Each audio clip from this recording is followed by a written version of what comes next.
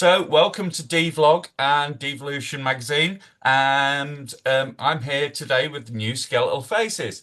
Their new album, Until the Night, is out on the 1st of November through Peaceville Recordings. And thank you for talking to me today, guys. Thank you for You. having us. Cheers. Cheers. So, I'm talking to you from Leeds, England, which isn't far away from where your record label's based, over in Bradford, Peaceville. And this whole place has been synonymous with like goth rock and like music of that ilk. And one thing that struck me about your album straight away is how well spot on your cultural references are. There's a lot of attention to detail here. Can you talk me through that? Well, first I'll say, Leeds is the hometown of Sisters of Mercy, I believe. Yeah. Um, as far as detail, the band has always been very detail oriented. On our previous records, you can hear that as well. Um, we're just big fans of giving someone something worth listening to. I've always especially been a big fan of listening to music in like good headphones. And I love creating music that's rewarding for those who do that. That's amazing. Yeah. I mean, because I noticed a couple of things like the tones, the guitar tones were like absolutely pitch perfect, and the use of chorus, especially, which is a classic kind of goth rock sound, and the way the bass like sits in the mix as well. I thought it was absolutely like pitch perfect.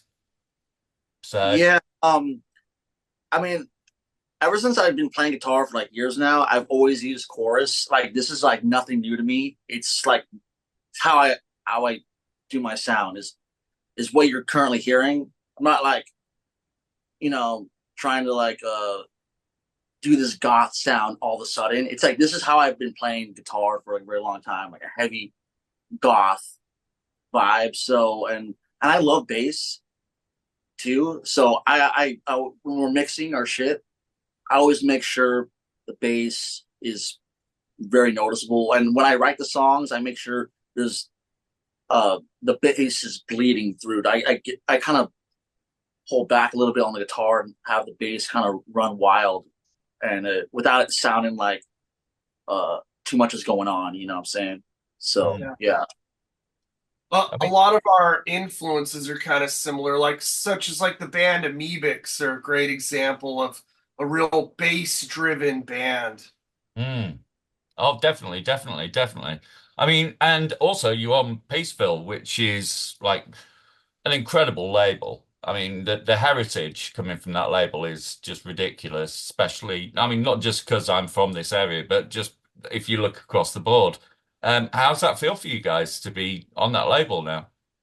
It's pretty wild actually because we're just from Southern California, so it's pretty cool that we've like branched out that far, you Mm. know.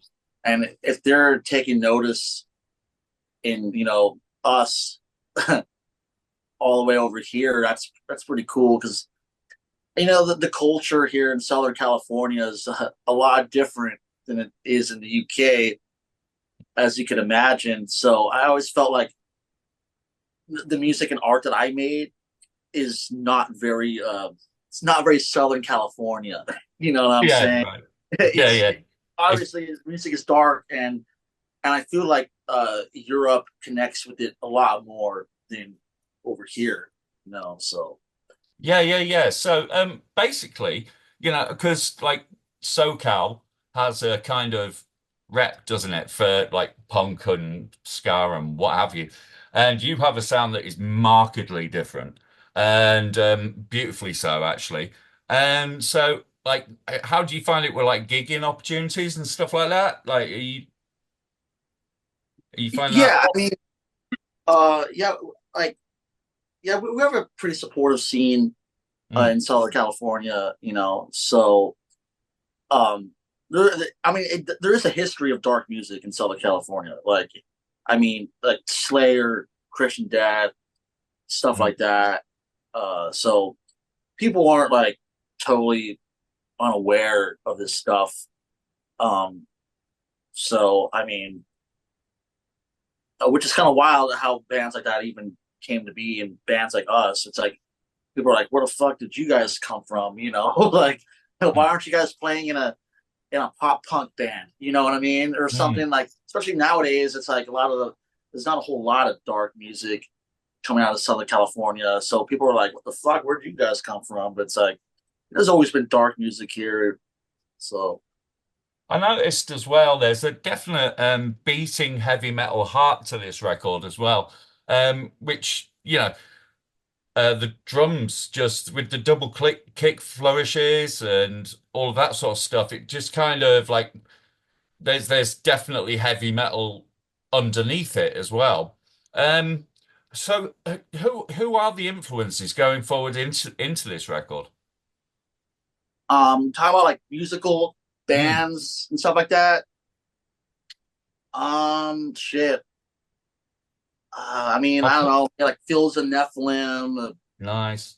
Um, shit. Early Slayer. Uh, Killing Joke. I don't know. Like, I know for me, my two biggest influences just throughout my life and on my like journey through dark music would be Rudimentary Peni and Bathory. Drum wise, I early on, because we recorded this with Bill Matoyer, who did all the early Slayer records. I remember telling him I really wanted those Hell Awaits drums. That was tonally what we were going for. So the band since day one has always had a heavy metal, I guess you could say, heartbeat behind it. Yeah, and then a lot of the guitar, it's one of those things. Like if you washed away the chorus and down tuned it, it would be there. There's a lot of like tremolo picking and very heavy elements. Songs like Pagan War, I would say, are just and you hear that on the record. It pushes in many directions until the night's kind of the middle ground, and a lot of the other songs surrounding it are either heavier or even softer, and it in a even more gothic rock vein. Mm, definitely, definitely. It's the first time I've heard like the term death rock come up in quite a while, actually. I worked in a record shop in the early 90s and death rock was a thing, it was like you had goth, you had death rock, and your album has just sort of like, oof, made that sound come into my ears again, and it's wonderful, absolutely wonderful. So, like, what's the idea for the next year with this? Have you got big touring schedule sorted? Well, we're working on that. A definite goal is to finally take New Skeletal Faces over to England and the rest of Europe. Hopefully, get in on some of the festival season. We do have shows in the Americas. Like we return to Mexico City in a couple months, and but yeah, the real goal is to get this out there and push this record as it deserves to be. Yeah, man. I mean, it's a startling record, and it's one that needs to be heard. Another thing that's startling about this album is the artwork, which is incredible. Where did that come about? oh, thank you. I'm glad you like it because I did all the artwork. Oh So man.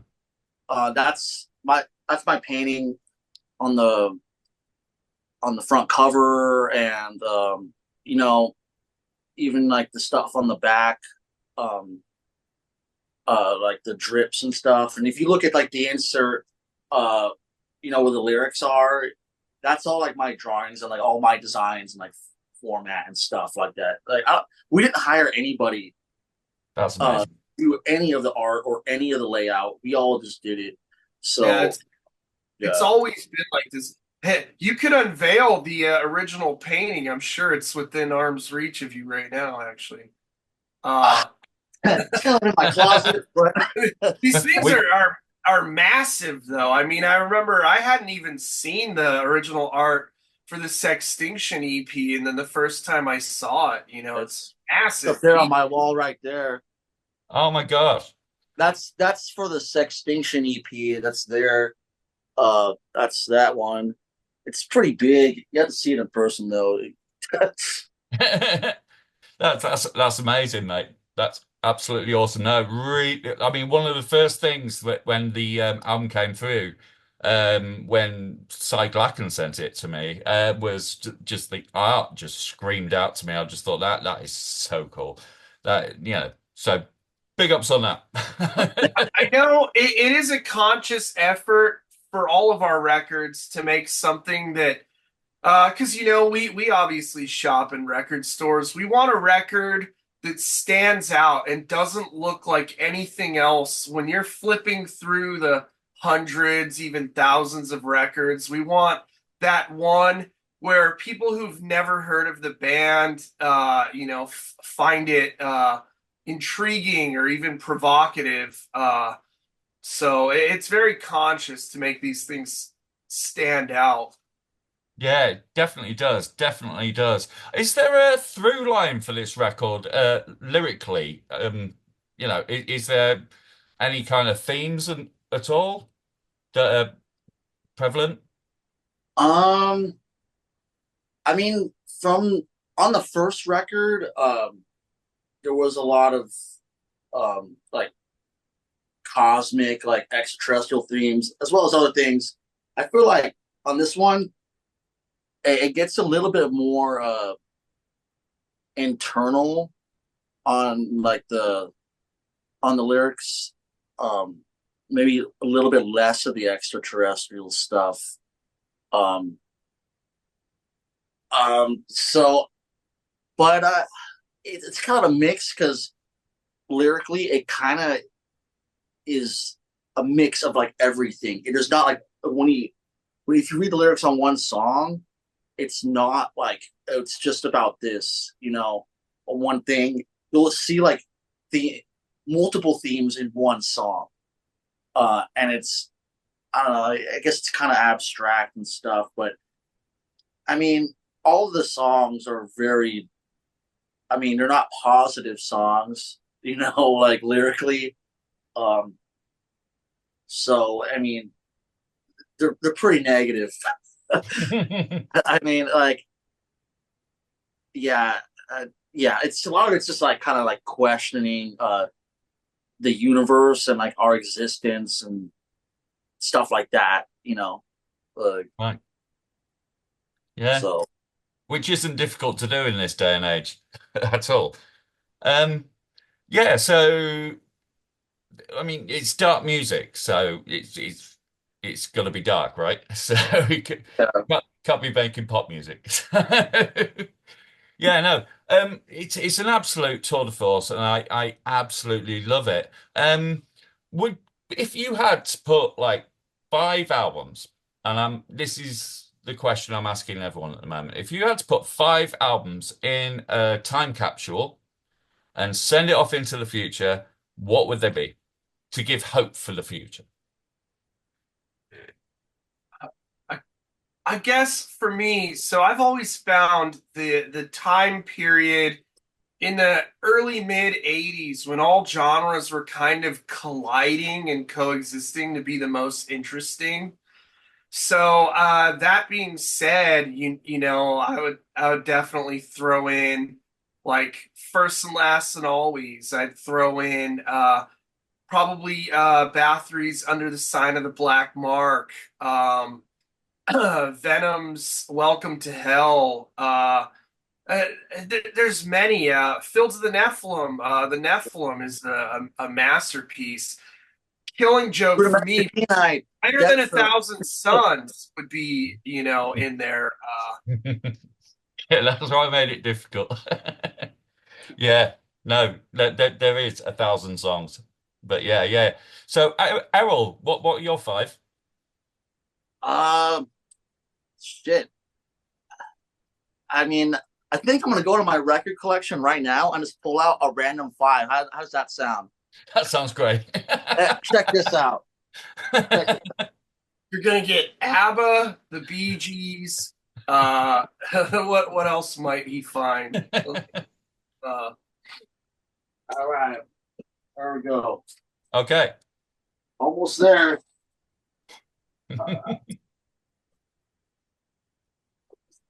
what are your five? What would you Oh, send out to save well, humanity? Black Flag Damaged, Slayer Rain and Blood, um, probably Bathory again, Bloodfire Death, actually, for me. Okay. Yeah, here we go. Um, First Mayhem record, Emperor as well. All So right. Here we go. We got Rudimentary Penile Death Church. lovely. That was super Yeah. random. I brought it up. We got this early Judas Priest record. Oh my gosh, that's the first one. First one. This one's fucking sick. And here we go. This is the Cult right here. Oh yeah, yeah, yeah. This is just a single though, but it's a good one. I like this one. It's badass. We got Ministry. Oh yeah. This Now one's fucking killer, right? that's a killer record.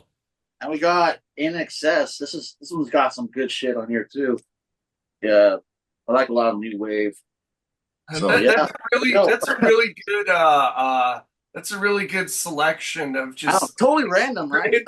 five, but yeah. I'm kind of Yeah. disappointed there was no Kiss in there. Ah, shit. Fuck. I should have consciously grabbed those. Well, to be fair, I mean, those records actually kind of sum up your sound quite well. Yeah. Yeah. So, anyway, so the album's out 1st of November through Peaceville Records, and I I love it. Thank you so much, guys, for taking time out to talk to me. You absolutely rock. Thank you very much. Thank you. Thank you for having us. Cheers. I'm glad you enjoy the record. I mean, honestly, I just want people to feel something from it. Love it, hate it, but I'm glad you enjoy it. Yeah, man. Yeah, I seriously do.